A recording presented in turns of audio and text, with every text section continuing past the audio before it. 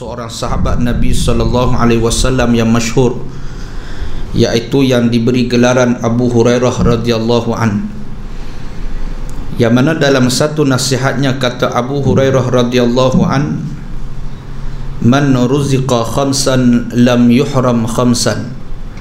Sesiapa yang dikurniakan oleh Allah akan 5 perkara, pasti tidak akan terhalang daripada mendapatkan 5 perkara. Maksudnya sesiapa yang Allah Subhanahu wa ta'ala kurniakan di dalam kehidupannya dengan memperbanyakkan 5 perkara yang akan kita sebutkan seketika nanti, maka Allah Subhanahu wa ta'ala pasti membalas 5 perkara tersebut dengan 5 perkara yang lain. Apakah 5 perkara yang dibalas dengan 5 perkara itu? Yang pertama kata Abu Hurairah, man ruziqa syukur lam yuhram az-ziyadah, liqaulihi ta'ala la in syakartum la azidannakum, surah Ibrahim pada ayat yang ke-7. Pertama kata Abu Hurairah, sesiapa yang dikurniakan kesyukuran, lam yuhram az-ziyadah, pasti tidak akan terhalang daripada mendapatkan iaitu tambahan nikmat. Kerana liqaulihi ta'ala, Abu Hurairah membawakan firman Allah Ta'ala dalam surah Ibrahim pada ayat yang ke-7, la in syakartum la azidannakum, jika kamu bersyukur pasti aku akan tambahkan kepadamu akan nikmat. Maka yang pertama yang Allah Ta'ala akan membalas adalah sifat syukur yang ada pada seseorang hamba. Sesiapa yang Allah Ta'ala kurniakan dia banyak bersyukur dalam kehidupan seharian dia, maka Allah Subhanahu wa ta'ala pasti akan membalas sifat syukur itu dengan tambahan nikmat daripada Allah Subhanahu wa ta'ala. Kerana ini adalah janji Allah Subhanahu wa ta'ala dalam Al-Quran. Maka dengan sebab itu, bagaimana Allah Ta'ala menambahkan nikmat tersebut? Para ulama mentafsirkan ayat ditambahkan nikmat itu dengan 2 tafsiran. Pertama, iaitu bermaksud tambahan nikmat itu dia bertambah dekat dengan Allah. Ada orang maknanya dia makin bersyukur, makin Allah sibukkan dia dengan ketaatan. Makin dia bersyukur, makin Allah Ta'ala sibukkan lisan dia dengan zikir pada Allah. Makin dia bersyukur, Allah sibukkan kaki dia melangkah pada jalan ketaatan pada Allah Subhanahu wa ta'ala. Makin dia bersyukur, Allah Ta'ala sibukkan dengan bermacam-macam nikmat yang lain.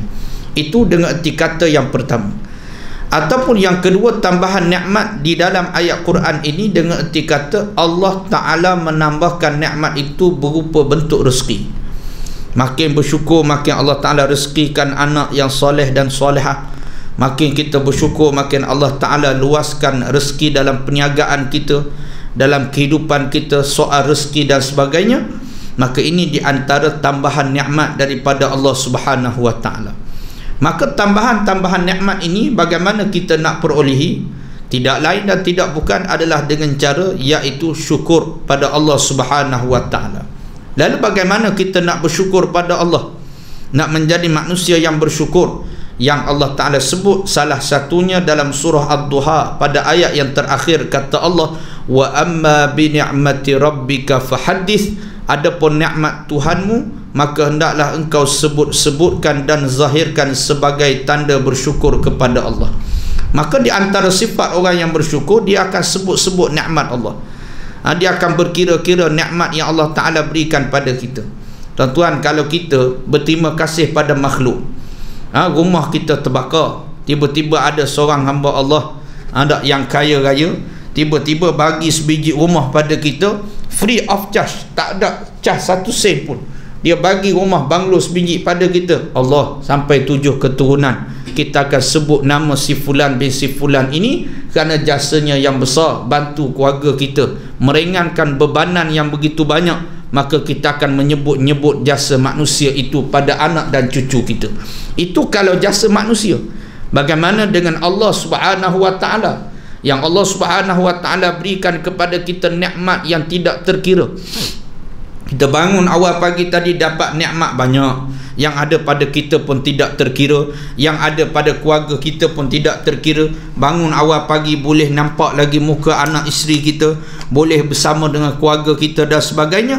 Maka dengan sebab itu kena perbanyakkan mengira-ngira nikmat yang Allah Ta'ala berikan pada kita. Sebab tu di antara hilang rasa syukur seorang hamba apabila mereka mula tidak mengira nikmat yang Allah Ta'ala berikan pada kita. Hari ni banyak kira nikmat yang Allah beri pada orang. Nikmat yang Allah Ta'ala beri pada orang kita nampak sangat, tapi nikmat yang Allah Ta'ala beri pada kita, kita tak nampak. Kita nampak Allah orang tu rumah baru pula, kereta besar pula, orang ni pula kahwin lain pula. Kita banyak berkira-kira dengan nikmat yang Allah Ta'ala beri pada orang, sehingga kita buta di dalam menilai nikmat yang Allah Ta'ala beri pada kita, yang kadang-kadang nikmat yang Allah Ta'ala berikan pada kehidupan kita jauh lebih banyak yang menyebabkan Allah Ta'ala tidak beri pada orang lain. Jadi sebab tu kita kena banyak kira nikmat yang ada pada jasad kita. Yang kalau kita kira-kira nikmat yang Allah Ta'ala berikan pada kita hari ni, kan kalaulah Allah Ta'ala tarik sikit demi sikit tidak terbayar yang ada pada kita. Di antaranya pada jasad kita ni ada nikmat sihat. Nikmat sihat tidak terbayar tuan-tuan. Satu nikmat kesihatan Allah Ta'ala tarik, tak cukup duit kita nak bayar. Ada orang Allah Ta'ala tarik nikmat pandangan yang kabur, iaitu mata yang kabur, sehingga terpaksa repair selaput mata yang kos dia kadang-kadang mencecah RM17,000 sebelah. 17,000 repair selaput mata. Ada seorang hamba Allah, dia repair dua-dua mata, 17 Allah, banyak, hampir dekat 40,000 untuk dua mata yang di repair. Itu baru nikmat mata. Ada orang Allah Ta'ala tarik iaitu nikmat, iaitu buah pinggang gagal berfungsi, terpaksa buat dialisis. Allah, saya pernah dijemput pergi ke kuliah di tempat orang buat dialisis. Kita ingat nak dia jemput kuliah tu, suruh kuliah pada staf-staf dia. Rupanya dia suruh kuliah pada pesakit-pesakit dia yang duk terlentang sambil dia buat dialisis. Tengok kesian. Sudah kuliah saya tanya staf dia, saya kata, sampai bila kena buat dialisis ni? Dia kata biasa, tak sampai matilah jawabnya. Payah dah, dia kata. Sekali sesi lebih kurang 4 jam, 3 ke 4 jam. 3 kali seminggu kena buat. Tiap-tiap minggu kena datang.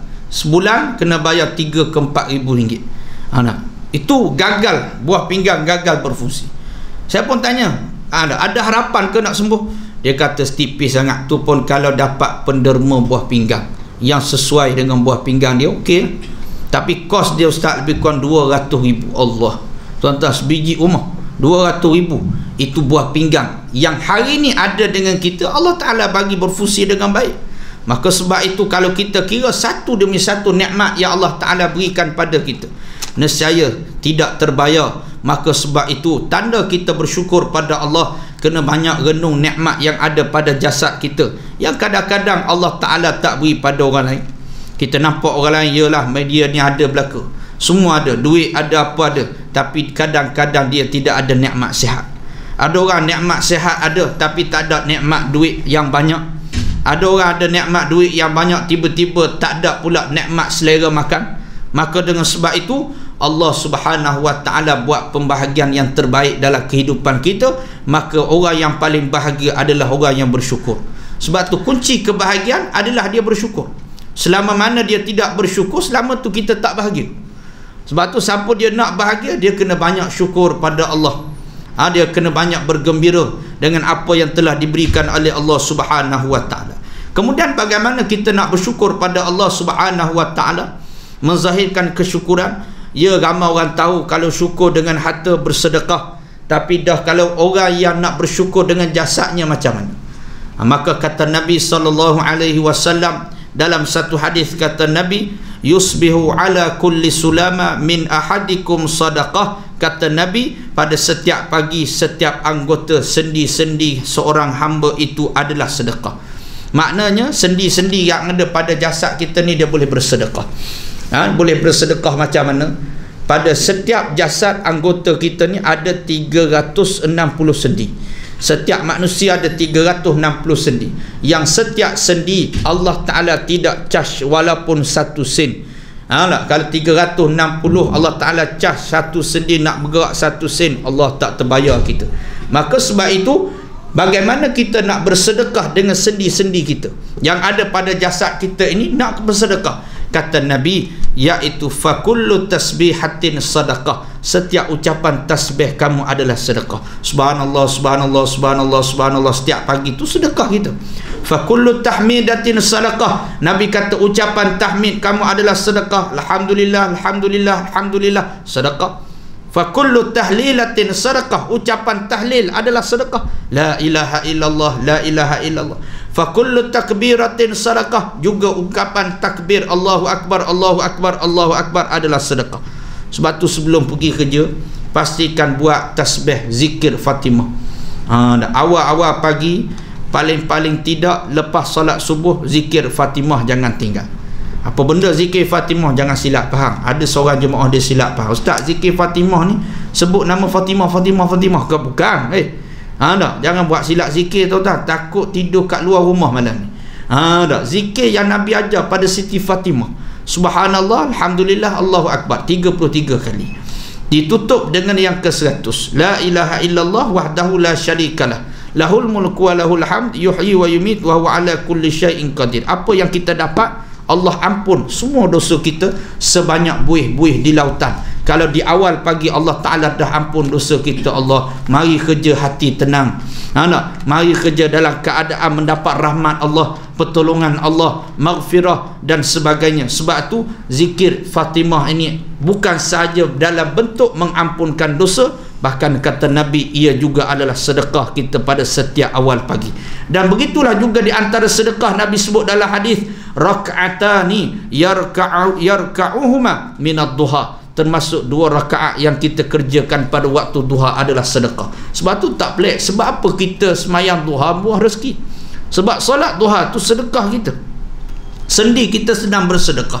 Nabi sebut dalam hadis yang lain, di antara sendi kita bersedekah, mendamaikan 2 orang yang sedang bergaduh, sedekah. Angkat barang letak atas kenderaan, sedekah. Tolong orang masuk kenderaan, sedekah. Berkata-kata baik, sedekah. Termasuklah membuang suatu perkara yang menyakitkan juga adalah sedekah. Banyak kita boleh sedekah dengan sendi. Sebab itu sebagai tanda kita bersyukur pada Allah, maka sendi kita kena bersedekah pada jalan-jalan yang soleh, jalan ketaatan pada Allah. Maka apa yang kita dapat, lam yuhram az-ziyadah, pasti akan mendapat tambahan nikmat daripada Allah Subhanahu wa taala. Kemudian yang kedua, apa yang disebut oleh Abu Hurairah, wa man ruziqas sabr lam yuhram ats-tsawab, siapa yang dikurniakan kesabaran pasti tidak akan terhalang daripada mendapatkan balasan pahala yang tidak terhingga daripada Allah. Liqaulihi ta'ala, karena kata Allah Ta'ala, innama yuwaffas sabirun ajrahum bighairi hisab, sesungguhnya orang yang sabar akan diberikan pahala yang sempurna tanpa hitungan dan batas. Surah Az-Zumar pada ayat yang ke-10. Saya selalu sebut surah, nama dan ayat ni supaya mudah kita catat, mudah kita ambil, tengok, takut-takut lepas ni nak buat rujukan. Surah Az-Zumar ayat yang ke-10, dalil yang menunjukkan Allah pasti balas orang yang sabar dengan pahala yang tidak ada hitungan dan batas. Tuan-tuan, pahala solat berjemaah 27 kali ganda, pahala sedekah ada 10 kali ganda, ada yang sampai 700 kali ganda. Tetapi ada pun pahala sabar, Allah Ta'ala tidak tetapkan berapa kali ganda dia. Allah Ta'ala tidak tetapkan bilangan pahala sabar, melainkan kata Allah, iaitu ajrahum bighairi hisab, tanpa hitungan dan batas. Maknanya orang yang sabar, makin dia tinggi kesabaran, makin banyak dia akan dibalas oleh Allah Subhanahu wa taala. Sebab tu makin sabar, makin besar pahala kita, makin syurga dekat dengan kita. Sabar adalah suatu benda yang sangat-sangat susah, mudah disebut di mulut tapi susah untuk diamalkan. Allah Ta'ala mendahului kalimat sabar berbanding sembahyang. Ya ayyuhal wasta'inu bis sabri was salah. Allah Ta'ala mendahului kalimat sabar berbanding taqwa. Ya ayyuhalladzina amanu sabiru wasabiru warabitu wattaqullah, menunjukkan sabar ni satu benda yang cukup susah. Bila kita kena sabar? Ada 3 waktu kita kena sabar untuk dapat pahala ni. Pertama, saat sabar kita melaksanakan taat pada Allah. Nak semayang kena sabar, nak buat ketaatan kena sabar, tuan-tuan. Sebab tu makin kita banyak buat ibadah, makin sabar. Dan di antara ibadah yang paling menuntut pada kesabaran, solat.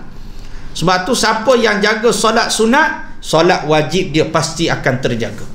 Siapa dia yang maknanya perbanyak solat sunat, sabar dia banyak dalam kehidupan dia berbanding dengan orang yang tidak suka semayang sunat.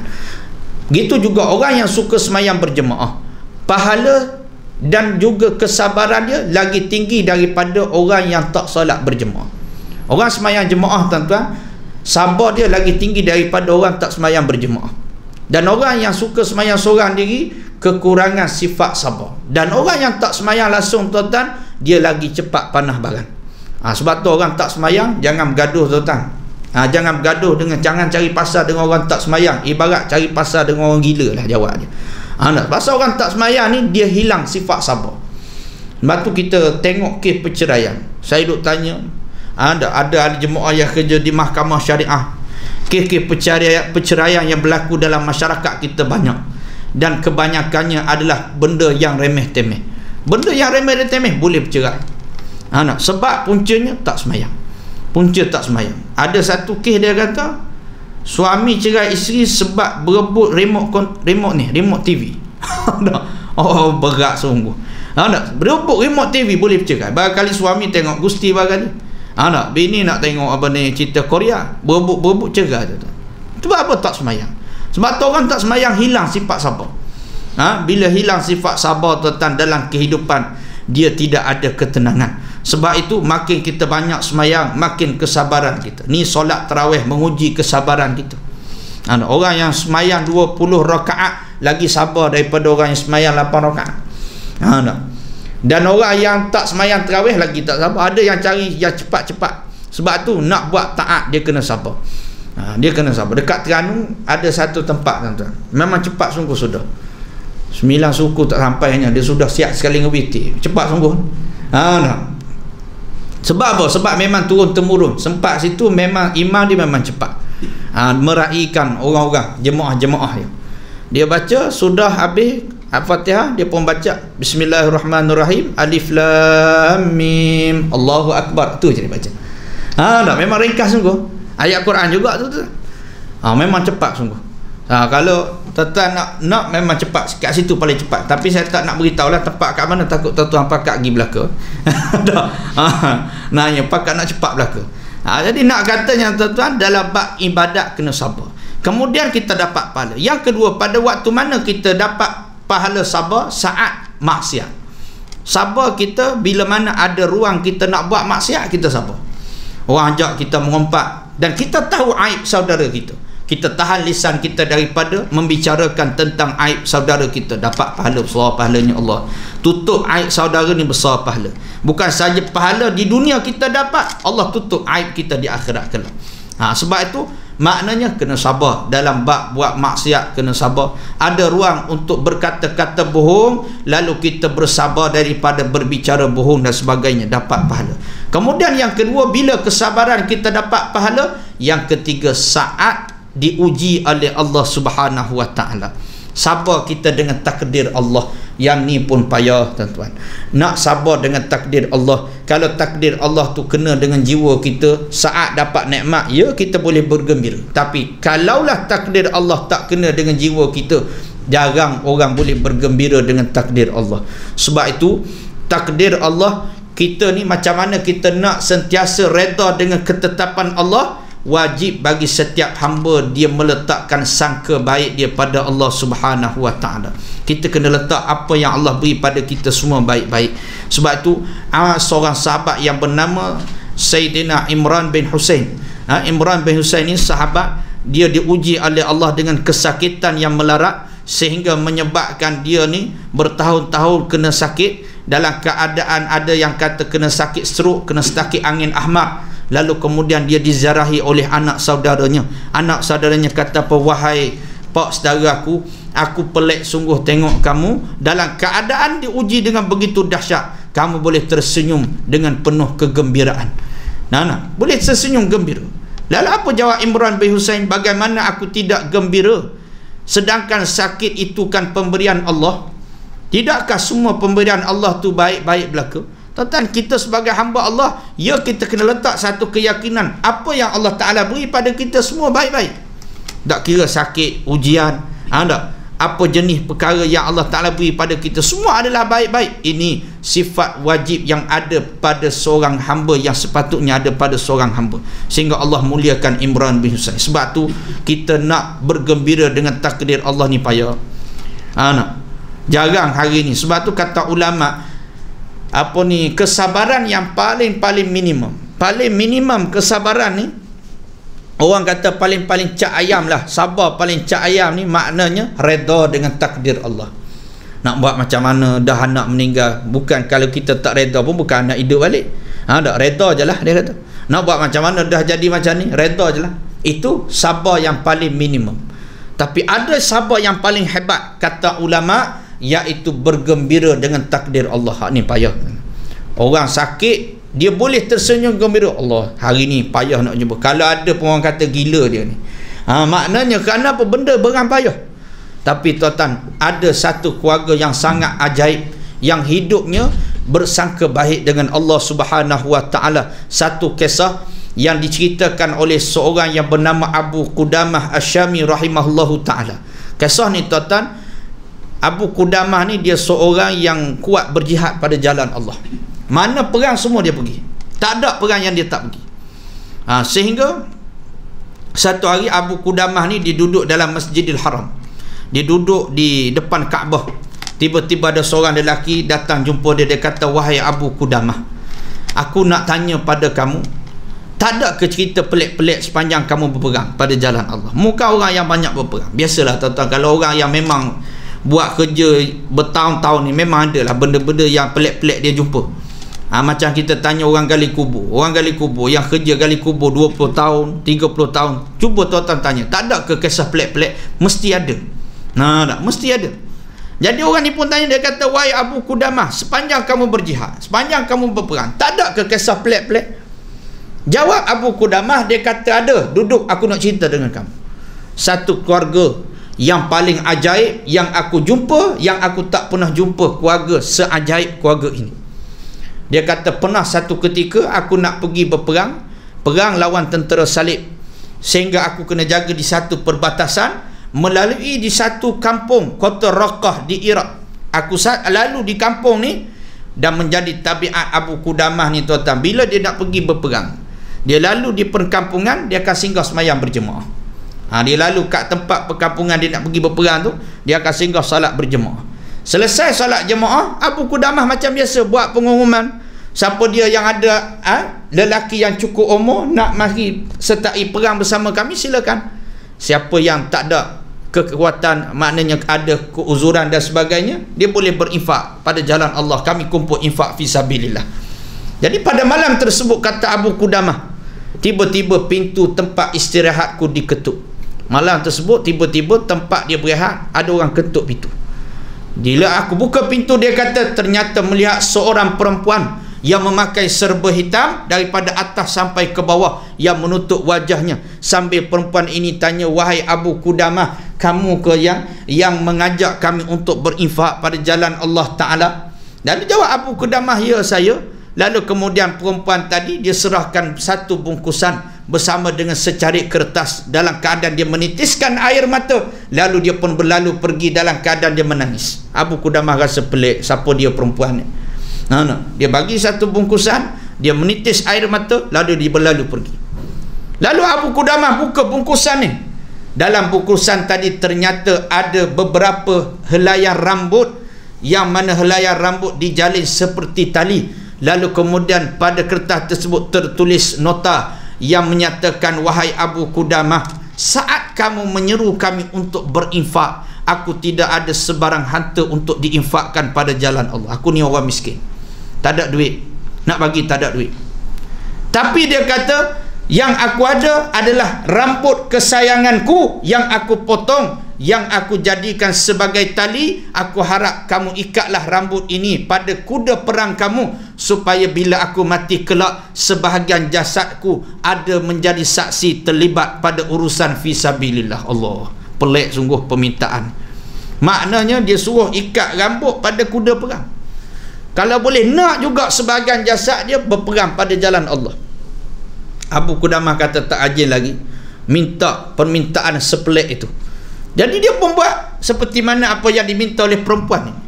Pada keesokan hari Abu Qudamah nak pergi berperang, dalam perjalanan tiba-tiba dipanggil oleh seorang budak, memanggilnya, budak yang memakai penutup wajah sambil memanggil, wahai Abu Qudamah, tunggu sekejap, aku nak bercakap dengan kamu. Abu Qudamah pun berhenti cakap dengan budak. Kata, wahai budak, kamu nak apa? Budak ni kata, wahai Abu Qudamah, aku nak pergi berperang dengan kamu. Abu Qudamah kata, kalau kamu cukup umur, aku boleh izinkan buka penutup wajah kamu. Tapi kalau kamu belum cukup umur, aku tak boleh nak izin. Bila budak ni buka penutup wajahnya, kata Abu Qudamah, ternyata seorang budak yang wajahnya sangat putih bersih, budak lelaki yang wajahnya sangat suci. Kata Abu Qudamah, umurnya lebih kurang 16 tahun. Anak, macam tuan-tuan tengok budak hafiz Quran, muka bersih, Allah, itulah seumpama gambaran wajah yang bersih, budak yang memang kata budak muka tak ada dosa, orang kata. Dia kata budak ni memang tengok pun tenang dah. Lalu budak ni kata, wahai Abu Qudamah, izinkan aku berperang. Kata Abu Qudamah, kamu ada ayah ke? Jawab budak ini, ayahku telah syahid dalam perang salib pada tahun yang lalu, maka hari ini aku menggantikan tempat ayahku. Kamu ada mak ke? Tanya Abu Qudamah. Jawab budak ni, mak aku masih hidup. Kata Abu Qudamah, mu balik jaga mak mu lah. Balik jaga mak kamu. Kata budak ni, wahai Abu Qudamah, kamu kenal ke mak aku yang kamu suruh aku balik jaga mak aku? Abu Qudamah kata, mana aku kenal mak mu? Nak kenal aku mana, tak aja jumpa. Jadi kata budak ini, wahai Abu Qudamah, ibukulah yang pada malam semalam yang menyerahkan bungkusan kepada kamu, dan semalam juga ibuku telah memelukku dengan erat sambil kepalanya mendongak ke langit. Lalu dia berkata, wahai Tuhanku, inilah satu-satunya putera kesayanganku, anak lelakiku yang aku hadiahkan kepadamu. Syahidkanlah dia pada jalanmu, ya Allah. Rupanya mak dia semalam serah anak lelaki sekali. Allah, rupanya bukan dia serah saja rambut tu semalam, tapi rupanya dia telah infakkan anak dia sekali. Seorang mak doa supaya anak mati syahid. Tuan-tuan, benda ni payah sekarang ni. Nak cari mak ayah doa anak mati syahid ni payah. Kadang-kadang dia takut nak doa. Ada dia kata, oh, takut Ustaz doa mati syahid. Dah tu nak suruh anak mati macam mana? Mati anak mati belum bermutu. Ke mati lagu mana? Kita nak mati dengan kemuliaan, kena minta mati syahid. Mati syahid tak semestinya perang, tuan-tuan. Nak mari menuntut ilmu syahid, mari nak pergi salat berjemaah pun syahid. Jadi sebab tu kena minta. Jadi mak ni, tuan-tuan, dia minta supaya anak dia mati dalam perang, sedangkan itu adalah anak lelaki, satu-satunya anak lelaki dia. Sehingga kata budak ni, wahai Abu Qudamah, tolonglah terima aku ni perang sekali dengan kamu. Aku ni dah hafal 30 juzuk, aku pandai berperang. Sehingga kata Abu Qudamah, aku tak tergamak nak tolak permintaan budak ni. Dia pun ajak budak ni pergi berperang sekali. Cerita dia panjang, tuan-tuan. Rekah ceritanya sampai di medan perang. Bila duk perang-perang ni, tengah perang, budak ni dia boleh bunuh beberapa orang musuh. Memang pandai sungguh dia berperang. Sehingga tiba-tiba Abu Qudamah terdengar satu suara yang tersekat-sekat memanggil namanya, wahai Abu Qudamah, kemarilah seketika bersama denganku. Bila Abu Qudamah berpaling, dia melihat budak tadi rebah dalam keadaan beberapa panah terkena jasadnya. Darah tersembur keluar daripada mulut, memancuk sampai terkena pada wajahnya. Sehingga Abu Qudamah bersegera pergi pada budak, ambil kepala dia, riba di atas ribaan Abu Qudamah sambil menitis air mata Abu Qudamah. Budak ni tengah nazar, suara dia tersekat-sekat, darah keluar kok mulut. Abu Qudamah tengok, menitis air mata. Lalu budak ni kata apa? Alhamdulillah. Dia kata, wahai Abu Qudamah, Allah izinkan aku dapat sekejap dengan kamu. Izinkan aku wasiat kepada kamu. Berjanjilah padaku, kata budak ni. Tengah-tengah dia nazar, dia pergi beri satu wasiat. Dia kata, wahai Abu Qudamah, berjanjilah padaku balik daripada peperangan nanti, ambil baju aku yang berlumuran dengan darah ini, tolong bagi pada ibuku. Dia kata, tolong bawa pada ibuku, dan tolong beritahu kepada ibuku bahawa hadiahnya telah diterima oleh Allah. Aku menunggunya di pintu syurga Allah. Allah, tuan-tuan. Seorang anak dia boleh pesan begitu. Dia kata, pesan pada mak aku tunggu dia di pintu syurga Allah. Allah. Tuan-tuan, payah nak cari budak yang hebat macam ni, yang umur belasan tahun, jiwa pejuangnya hebat, syahidnya hebat, dalam keadaan dia boleh berwasiat dengan wasiat yang begitu hebat. Lalu kemudian kata budak ni, wahai Abu Qudamah, aku ada seorang adik perempuan, dia kata. Yang adik perempuan aku ni masih kecil. Dia tahun lalu masih lagi terkejut dengan berita pemergian ayahnya. Tahun ini dia menerima satu lagi berita pemergian abang kesayangannya. Balik nanti tolong kamu peluk dia, tolonglah beritahu kata-kata yang menggembirakan dia. Lalu kemudian Abu Qudamah selesai perang ni tuan-tuan, dia pun balik lalu ke kota yang sama, kampung yang sama. Dia cari mana mak, seorang anak perempuan. Dia cari, nak cari keluarga ni, dia tak kenal.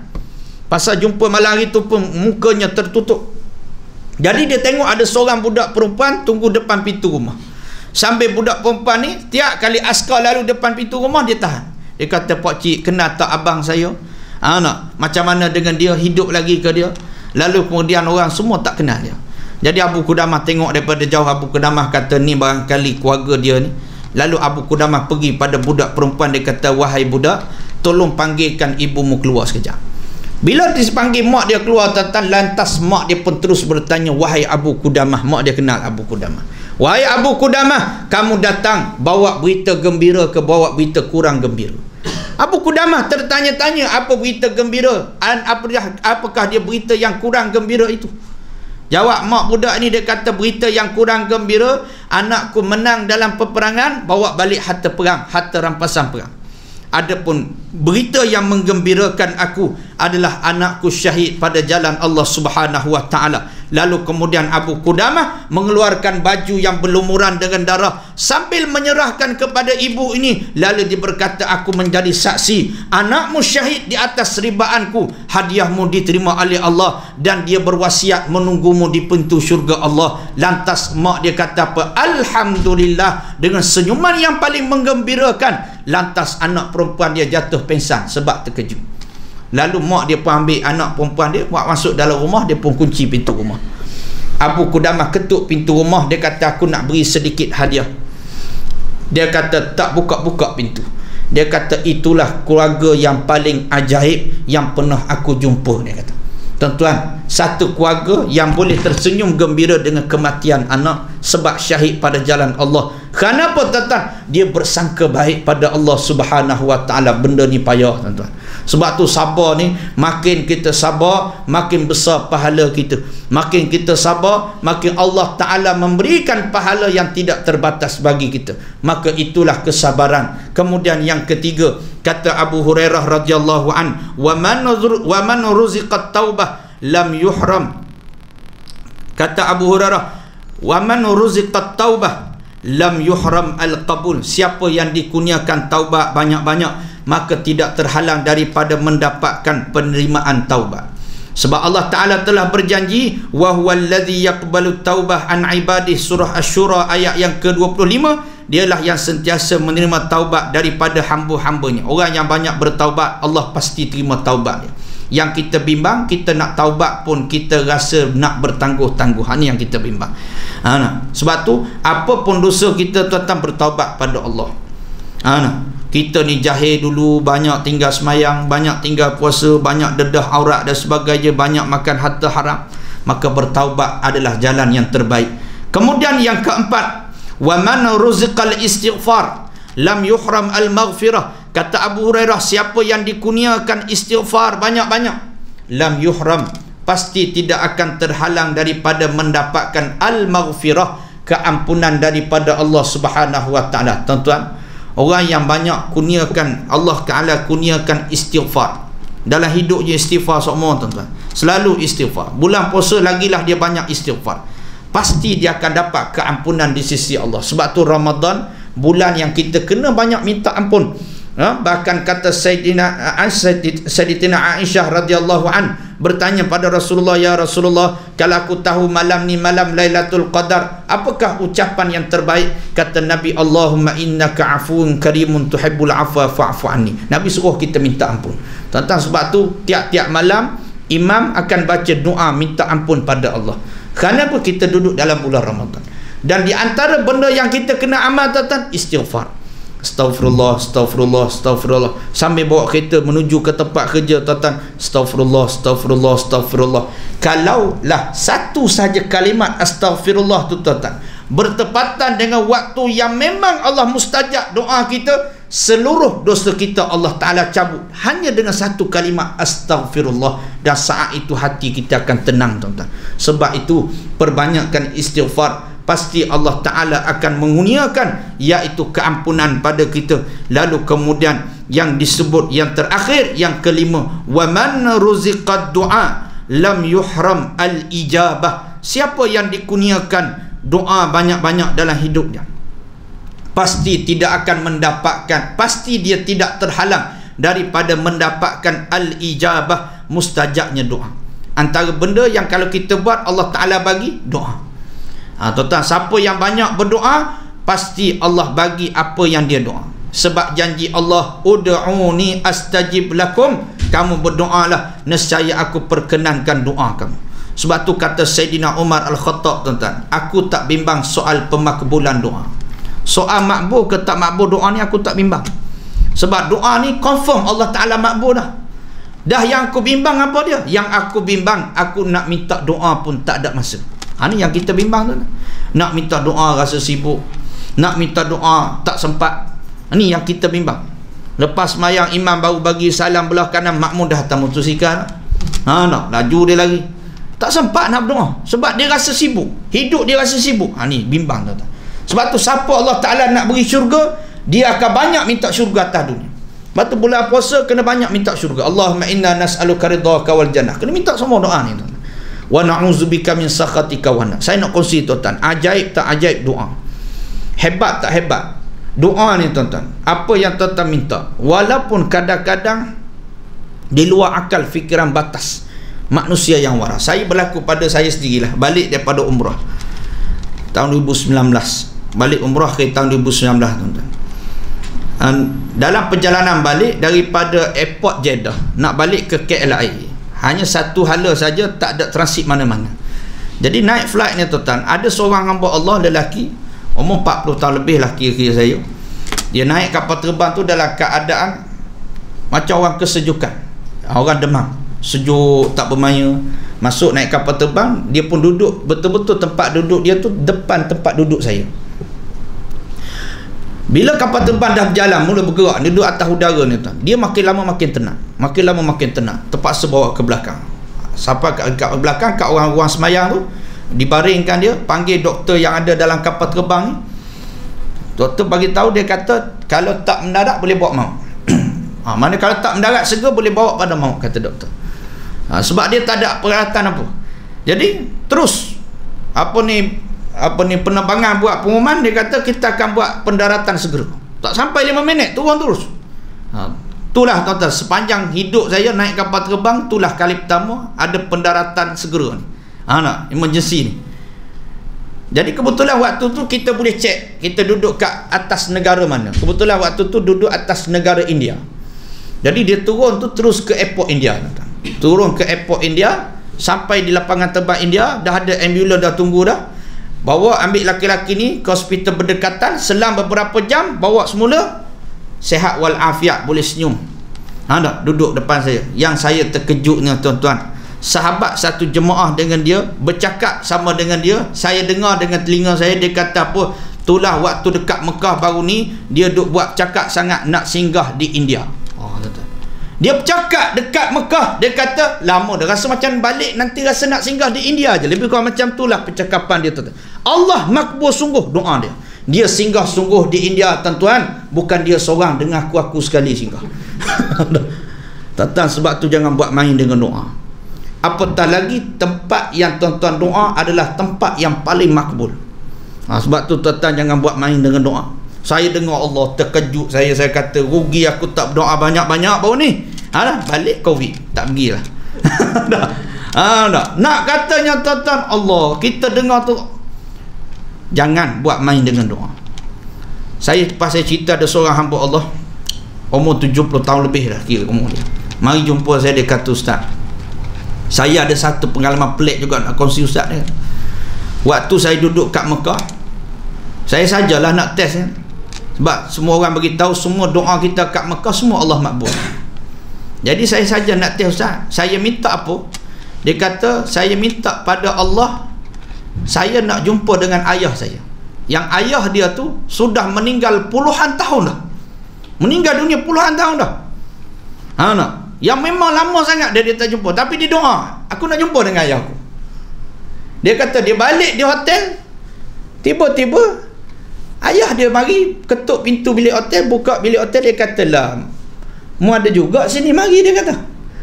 Dah, dia bercakap macam biasa. Dia kata bukan macam mimpi, Ustaz.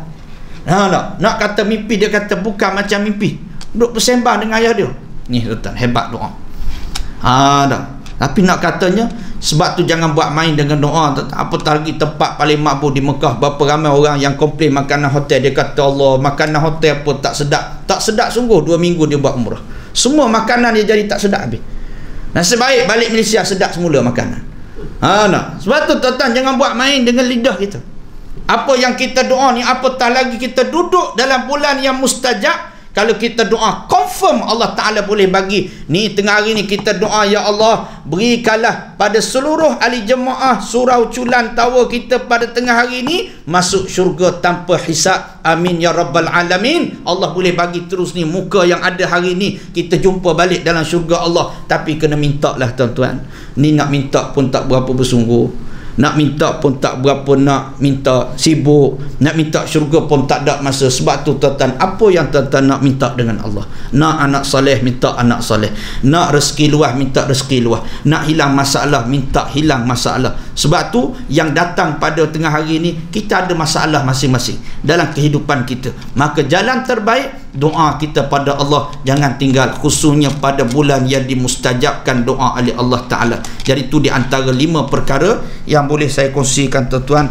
Moga-moga Allah Ta'ala beri rahmat, keberkatan di atas pertemuan kita pada tengah hari yang mulia ni, insya-Allah. Apa yang baik datang daripada Allah, yang lemah yang kurang tu datang pada kelemahan saya sendiri. Macam biasalah tuan-tuan, saya buka selalu, iaitu siapa-siapa yang nak berwakaf untuk kompleks tahfiz percuma yang saya buat sekarang ni. Cawangan ketiga kita tengah nak buat di Terengganu. Cawangan ketiga di Terengganu. Yang di Shah Alam tu 4 tahun dah kita dah buat dah. Kemudian yang satu lagi orang tua di Terengganu tu, tempat orang mengaji orang tua, orang pencen. Ada 70 orang pencen mengaji Quran secara percuma. Jadi yang sekarang ni kita tengah nak buat kompleks di Kampung Atas tu. Kata tuan kenal dekat nasi dagang atas tu lah. Jadi situ insya-Allah lepas raya kita akan start dengan piling. Jadi kalau tuan-tuan nak infak, silakan. Nak berwakaf satu lot RM50. Dengan saya nak niat atas nama arwah ke apa ke, insya-Allah kita terima. Ni memang kita niat untuk pembangunan. Moga-moga saham berkekalan. Tiap-tiap kali anak tahfiz, khusus anak yatim fakir miskin yang mengaji percuma kat tempat kita ni, moga-moga saham mengalir pada kita. Aqulu qouli hadza wa astaghfirullahal azim li wa lakum. Assalamualaikum warahmatullahi wabarakatuh.